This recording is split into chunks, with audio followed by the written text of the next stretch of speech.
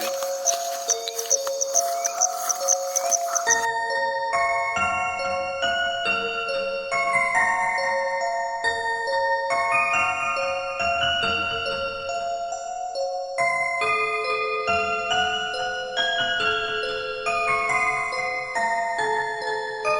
Sobat Javanika dimanapun kalian berada. Assalamualaikum warahmatullahi wabarakatuh. Salam rahayu, rahayu, rahayu. Kembali lagi kita tentunya di acara Gerbang Antar Dimensi spesial edisi malam hari. Malam hari di Kerajaan Banaspati. Kurang sangar gimana kita di sini. Tapi apa ya teman-teman semuanya, mungkin sedikit sudah kita bahas di video sebelumnya bahwasanya kita akan mengunjungi salah satu tempat di mana ya belum bisa valid atau tidak valid ya, karena belum di mata elang ya, tidak resmi dapat. Apakah benar di tempat ini konon katanya menjadi tempat rest areanya sosok Banaspati dan Banaswati perempuan. Kita sekarang ada di aliran, sebenarnya ini aliran sungai, tapi karena ini musim kemarau jadi kering, jadi bisa santai-santai sini. Aliran sungai Ngoberan kalau nggak salah ya. Ngeboran nggak salah. Sorry. Jadi sedikit cerita Om, di sini ada kilasan apa aja, highlight apa aja yang akan kita bahas untuk episode malam ini. Iya, sebenarnya pertama kita masuk ke wilayah ya, dari Banaswati dan Banaspati sebenarnya Mas. Lalu yang kedua, tempat ini memang beratus-ratus tahun yang lalu ya, dalam artian sebelum ini dibuka atau setelah menjadi perkampungan, itu memang ada beberapa kasus yang berkaitan dengan tindakan mengakhiri hidup. Karena kalau sepanjang kita jalan tadi kanan kiri kan banyak pohonnya Mas, dalam artian bukan hutan yang lebat tetapi seperti rumput, kemudian ada pohon yang tidak terlalu tinggi. Dan itu juga berkaitan dengan kalau kepercayaan yang di daerah sini ya, yang sering kita dengarkan pulung gantung Mas. Ada kaitannya, walaupun kejadian itu maraknya di daerah yang lain gitu, tetapi sebenarnya masa pengambilan dalam arti beberapa Banaspati itu memang diambil dari sini. Terus nanti ini kalau kita naik ke atas, di sana ada ini lepas gerojokan, ada gerojokan di sana. Dan ini memang ada ceritanya, yang mana gerojokan itu berkaitan dengan satu bangunan yang tadi sudah kita lintasi, kita lewati sebelum menuju ke sini. Apa kaitannya? Jadi ada suatu cerita, jika ada sesi-sesi seperti dalam tanda kutip aktivitas di situ, itu beberapa anggota ataupun komunitas ya, dalam arti kita sebut, yang masuk ke situ itu ada yang hilang Mas. Hilang itu katanya dibawa oleh penunggu ini gerojokan itu, sosoknya perempuan, wanita gitu, yang menghuni daerah yang tadi, yang bangunan-bangunan itu biasanya laki-laki, dan laki-laki muda paling banyak. Dan memang sedikit cerita tentang bangunan yang tadi kita lintasi itu, sebenarnya warga ataupun orang itu terkadang ditampaki sosok perempuan yang membawa payung gitu, jalan gitu. Dan ini memang menjadi suatu cerita. Biasanya kalau nanti ada yang hilang tuh biasanya yang masih berjaga dibawa ke situ gitu, ke gerojokan itu. Dan setelah dicari tidak pernah ketemu. Dalam artian ada yang tidak pernah ketemu, kalaupun ketemu dikembalikannya itu linglung Mas. Dikembalikan, dan yang nyari itu tidak bisa melihat yang dicari, tetapi yang dicari bisa melihat yang mencari gitu. Jadi ada seperti membran lapisan Ya, sekat tipis ya, seperti itu. Tujuan mereka mengambil pria-pria muda itu apa sebenarnya? Ya, sebenarnya ini agak vulgar disampaikan ya, tetapi di alam sana pun juga seperti untuk pemuas seks gitu Mas, katanya diambil untuk melayani sosok astral perempuan yang ada di sana gitu. Karena memang daerah ini memang didominasi sosok-sosok perempuan, termasuk juga Banaswati, BNWT gitu, karena cahaya yang dipancarkan dari sinarnya itu warnanya putih. Karena beberapa rekan kita, kru kita sempat melihat sekilas terbang gitu, seperti api las, bentuknya putih. Apakah itu pertanda pulung gantung? Jadi yang lihat siapa? Iya, tapi sebenarnya kalau melihat seperti itu, jika ini benar melihat ya, teman-teman semua Mas Genta, itu sebenarnya memang harus menjalani beberapa rangkaian selamatan nantinya. Soalnya memang membawa sial kan ya kalau melihat sosok Banaspati ataupun Banaswati. Sehingga orang menghindari jika melihat ini, termasuk pulung gantung yang tidak ditujukan ke dia, kemudian orang ini melihat, itu juga nanti membawa malapetaka gitu. Tapi kalau kita membahas tentang Banaspati ini kan sebenarnya kan sekilas orang melihat itu kan hanya sekelabat cahaya api yang dia berterbangan ya di angkasa sana gitu. Tapi kalau dilihat secara solid dari dekat, misal dilihatin sampai sini lah itu kelihatannya apa itu? Muka orang tapi dengan api yang membara. Termasuk ada matanya itu ya. Terus ini Mas, ada taring. Karena Banaspati terkadang mencari mangsa itu dengan menghisap ini Mas, darah dari atas kepala ini. Dan memang kalau saya lihat dahulu daerah ini memang sering kelihatan seperti sosok hantu obor Mas, atau disebutnya kemamang biasanya. Itu kan karena ini tempatnya bulak ya. Bulak itu mungkin perlu diketahui padang gitu, seperti ladang, ada rumput-rumput, kemudian pohon-pohon yang jarang. Itu jika dilihat dari jauh seperti orang membawa obor. Tapi saat coba kita lihat terus, nanti obor itu akan membelah diri. Jadi satu menjadi dua, menjadi tiga, empat, kayak segitiga Pascal gitu Mas. Jadi 1, 2, 3, 4, 5 dan seterusnya. Sehingga terlihat dari jauh seperti kerumunan orang membawa obor. Tapi saat kita dekati, bisa itu nanti hilang, ataupun itu nanti akan menyerang kita. Dan biasanya orang-orang yang melihat ini, orang yang ke hutan, ke ladang atau ke sawah pas malam hari. Jam-jam sekian lah. Dan melihat kondisi alam daerah sini, maksudnya bukan cuma daerah sini, tapi keseluruhan daerah ini kan masih kebanyakan berpahutan, pegunungan, ya intinya kayak apa ya, padang lah. Padang itu ya mungkin benar adanya kalau di tempat ini adalah kerajaan Banaspati. Konon katanya, konon artikel, kita tidak memvalidasi itu, tapi ya mungkin ada benarnya juga kayak gitu. Dan kalau kita berbicara tentang tempat ini yang akan kita jalan dan kunjungi nanti itu, apa ya Om ya, seberapa welcome kah penunggu di sana, atau apa ya cerita-cerita dari sana? Iya, sebenarnya nanti welcome sih Mas. Dan terlebih ini juga kita berapa orang ya, 8 ya, 8, 10. Ya 10. Ini genap, asal tidak ganjil, dan ini laki-laki semua. Takutnya nanti kalau ada yang disukai gitu Mas, apalagi sudah diberi tanda-tanda seperti melihat sorot lampu, apa itu memang disampaikan beliaunya itu sih. Karena memang tempat ini ya gimana ya, tersembunyi, tetapi memang menyimpan beberapa cerita-cerita yang ini sebenarnya saya memilah-milahnya itu bingung Mas. Boleh diceritakan atau tidak, atau cukup saya hanya yang tahu, atau nanti perlu sesepuh desa ini yang akan menceritakan. Juga saya harus menseleksi ini sebenarnya. Beberapa yang boleh saya sampaikan dahulu atau tidak itu. Tapi kalau sekilas dari tim survei, tim lokasi, waktu kalian mengunjungi yang di hutan itu sama tempat ini, lebih ngeri mana visualisasinya? Kalau malam yang ngeri yang sini. Oh, ngeri sini. Kalau malam. Ya. Tapi memang tempat ini ya jarang dijamah orang sih Mas. Iya. Jarang dijamah orang, dan orang datang ke sini kalau sekarang atau sebelumnya itu mencari orang hilang sebenarnya. Mencari orang hilang dari tempat yang tadi kita lewati itu. Mungkin kalau yang penasaran tempat apa, searching sendiri tempatnya gitu. Kalian kita bermain teka-teki. Tapi sekali lagi teman-teman, tidak sering terjamah manusia bukan berarti kita bisa artikan tempat ini angker atau enggak, kan kita kan nggak tahu ceritanya seperti apa. Nah, mungkin untuk lebih detailnya mungkin kita sambil jalan nanti kita menuju tempat itu Om. Iya.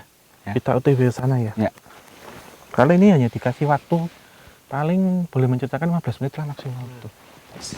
Yang di gerojokan gitu. Ya. Ya teman-teman, kita jalan ya. Kita coba lihat.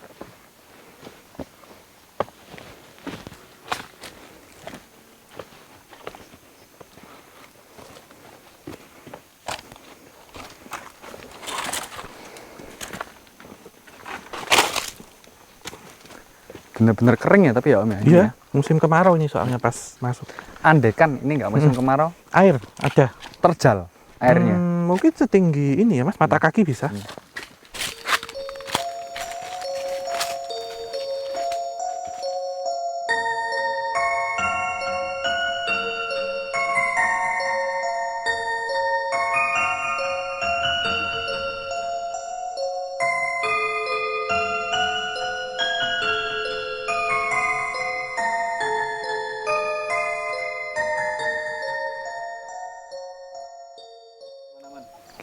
Jadi teman-teman, ini adalah ujung dari curug, tadi apa namanya?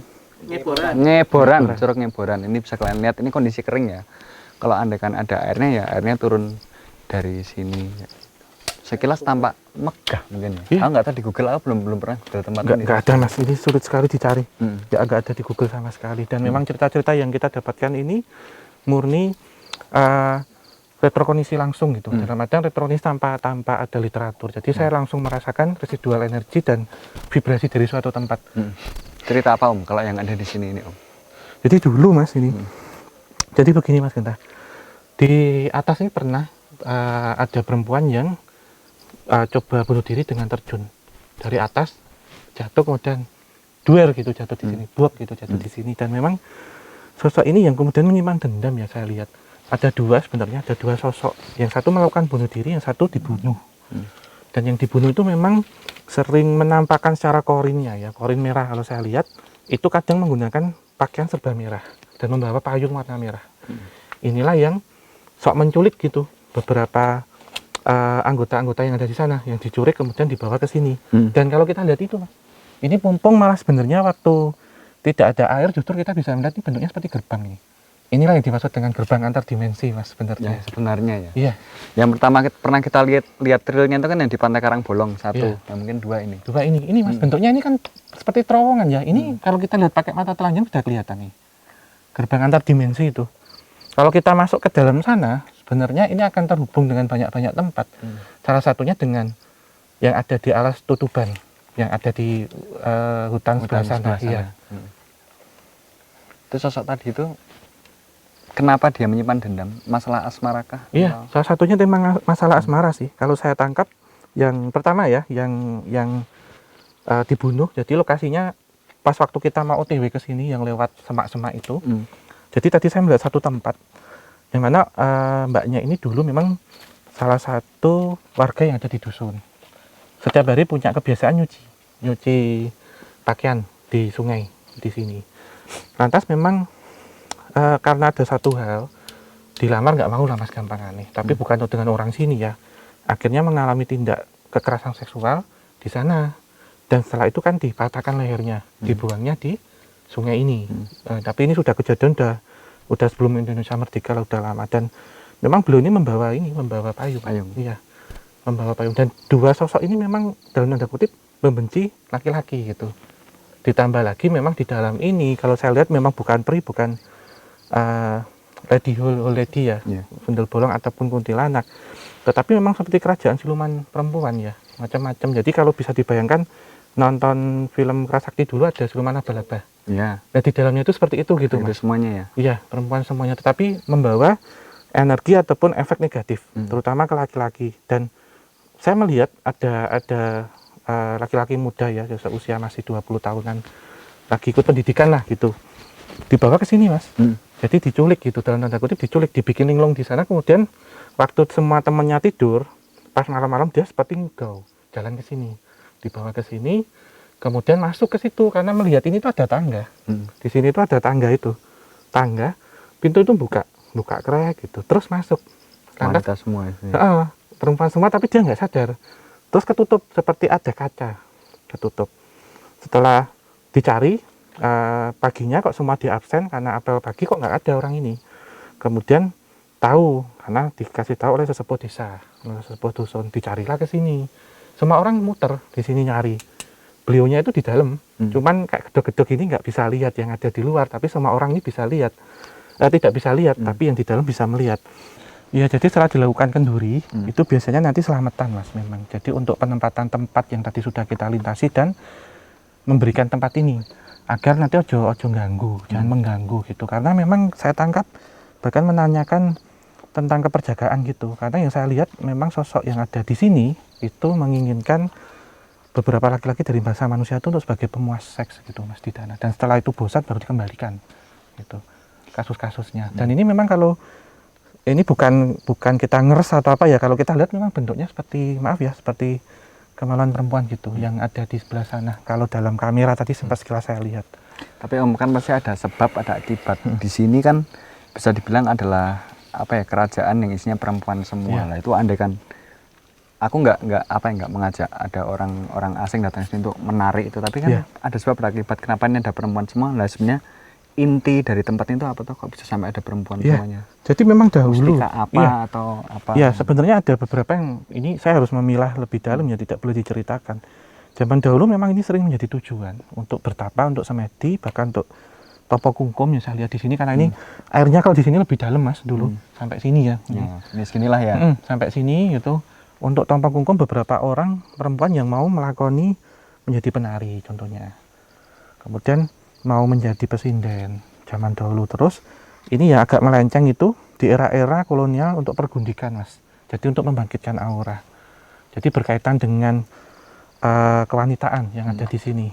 Lantas kemudian kalau bekerja sama dengan yang ada di sini, itu sosok beliau yang ada di sini minta, karena ini kerjasama, tolong berikan saya berjaga setiap bulan purnama contohnya, setiap 35 hari atau 100 hari sekali. Dan karena tempat ini kemudian ditinggalkan, lantas sosok-sosok astral di sini yang ditumpangi tadi tentang energi-energi kesedihan, energi kemarahan, baik yang melakukan pengakhiran hidup, kemudian ada yang dibunuh, terserapnya semuanya ke sini, Mas. Itu yang ditunggangi. Dan melihat lagi tempat yang tidak jauh dari sini yang tadi kita lintasi sekitar 1 kilo ya dari sini ya. Banyak laki-laki muda di situ, diculik lah dalam tanda kutip, dibawalah ke sini. Gitu. Nyambung lah intinya. Iya. Bisa terfasilitasi, yang di sini pun juga bisa kayak gitu. Iya. Tapi sekelas kan hawanya agak merinding sih teman-teman. Iya. Kalau tadi aku nggak tahu, mungkin tadi kamera ada nangkap ada beberapa siluet yang itu memang terlihat seperti wanita. Iya. Mungkin nanti dikasih ininya ya, apa namanya? Iya, jadi memang banyak sih Mas, kalau yang saya tangkap ini berbeda dengan peri ya. Dalam artian kalau peri memang menggoda iman gitu. Di beberapa episode memang saya belum, dalam artian belum tetek gitu Mas. Sekarang udah tetek, jadi melihat sosok-sosok perempuan dengan pakaian minim yang melihat ke sini. Jadi kayak akuarium itu loh Mas, kalau dilihat modelnya itu. Lantai 7. Di dalamnya itu, jadi ini kaca. Sebenarnya kalau dilihat semuanya itu kaca, lantas banyak perempuan-perempuan cantik gitu melihat ke sini. Tetapi kalau begini, kalau dilihat lebih dalam itu mereka pasti bertaring gitu. Jadi saat kalau dilihat ini ya dengan seorang laki-laki gitu yang dibawa ke sini, biasanya nanti kayak ini Mas, menyerap energi si laki-laki itu, teman dikembalikan ke alam nyatanya sudah dalam kondisi linglung, pusing ataupun apa, lupa ingatan, lemes dan macam-macam. Dan kalau bisa dibilang kan di daerah Gunung Kidul ini, saya sebut nama nggak apa-apa, daerah Gunung Kidul ini kan banyak hutan, banyak pegunungan, banyak padang-padang, banyak kerajaan pula. Apakah yang ada di sini merupakan satu yang terbesar juga atau? Boleh dibilang ya, ini yang terbesar dan menurut saya ya dibilang langka juga tidak, tetapi ini memang aneh tapi nyata di era modern ini ada gitu. Ya, menurutku cukup langka sih karena isinya cuma perempuan toh. Saya belum pernah dengar soal, kecuali itu terspesifikasi untuk Miss K atau Lady Hole ini kan enggak, ini murni spesies baru yang baru saya dengar sebenarnya. Dan terkadang ini Mas, untuk beberapa penari-penari waktu itu ya yang ditanggap untuk pagelaran, misal oleh orang Belanda waktu itu dia ditanggap untuk pagelaran itu memang mereka membawa seperti mustika yang dipakai di tubuh dan bisa merasuk, kemudian bisa nari tapi tanpa kendali karena sosok ini yang masuk gitu. Ya boleh dibilang kayak ini sih desa penari juga gitu di sini banyak. Jadi sebenarnya kalau kita melihat desa penari itu nggak hanya yang ada di timur itu yang kita suspek ya, kita duga.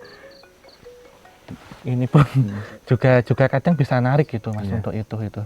Ya mungkin sekilas visualisnya oleh cerita viralnya mungkin kayak gini ya, walaupun kita belum tahu. Iya, pastinya sekilas kayak gini lah pasti. Itu juga ada ini sih Mas, kayak apa? Ranting-ranting itu akar-akar itu juga kan. Ya kalau keisi air pasti hawanya tambah berbeda lagi. Berbeda Mas. Suaranya mungkin sudah berbeda dengan yang kita rasakan dan apa ya? Kalau kita lihat sosok Banaspati yang tadi sudah kita ceritakan itu secara aura kalah, tidak bisa mendekat karena mereka memiliki tori-tori daerah tersendiri. Jadi 10 meter ke sana itu secara radial itu auranya berbeda. Kalau kita ke sini panas, kalau tidak kita tadi selama perjalanan memang udaranya itu panas tapi panasnya agak menyengat. Tapi setelah sampai sini ada dingin, ada panas. Jadi memang ini justru yang menurut saya halusnya ini Mas. Kalau bilang tentang dunia gaib ya, kita merasakan kadang di sini hawanya dingin, di sini merahnya tuh panasnya itu terasa. Tapi di sini kadang panas, kadang dingin, kadang panas, kadang dingin. Jadi lebih mengecoh gitu. Kita ada di posisi mana nih nggak tahu. Iya. Kita laki-laki semua, di sana perempuan semua ya. Gimana siapa yang pinter lah gitu. Iya. Tapi kayaknya sih mereka yang lebih pinter sih. Di mana-mana pria selalu takluk oleh wanita. Ya. Nggak ada yang wanita takluk oleh pria itu kayaknya nggak ada. Kayaknya. Kelemahan itu Mas soalnya. Jadi teman-teman, ini mungkin sekilas cerita dari aliran curug ini yang ternyata aku nggak nyangka loh isinya adalah kerajaan wanita-wanita yang dari alam sana. Mungkin setelah ini kita akan melanjutkan perjalanan lagi. Mungkin random aja, kita jalannya random karena tempatnya cukup luas. Kalau kita titiin mungkin sangat-sangat boring. Kita akan menemukan nanti apa yang sekiranya menarik, kita berhenti di situ. Mungkin apakah akan ada kerajaan lain atau ada objek-objek apa out of the box lain yang mungkin akan bisa kita singgahi gitu. Intinya perjalanan malam ini masih berlanjut. Sekarang sudah pukul Wah, Malam banget udah ya. malam. Saya kalau liatin jam tangan saya, kalian pasti terkaget-kaget sampai nggak paham lagi lah, pusing pokoknya mana. Iya. Mau nangis rasanya. Ada suara. Ya udah. Ya memang sebenarnya tadi kalau dibilang kita 15 menit, ternyata kok 15 menit waktu mereka gitu. Bukan waktu kita gitu. Itu bisa berhari-hari, saya bilang gitu, Nyai, saya bilang gitu. WIC, waktu Indonesia bagian Curug. Iya. Jadi ya wes teman-teman, setelah ini kita akan lanjutkan perjalanan kita. Semoga kalian nggak bosan dengan perjalanan kali ini. Walaupun kita nggak banyak gerak karena memang ini takutnya ada ular yang gini kan, jadi nagin nanti gitu. Wes, yuk. Ya, kita jalan sini. Jalan.